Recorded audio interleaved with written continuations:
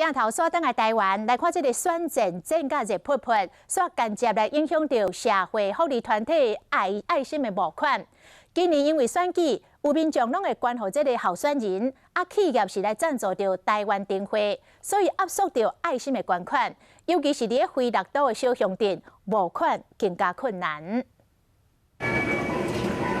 闹热的限数买价，若到这岁月年中就会举办。不过今年拄着总统、立委的选举，社会团体募款加真困难。若是信息被选择冲淡去，连企业捐款嘛，因为台湾灯会这大型的活动，加上选举募款同时进行，间接影响到社会单位的募款。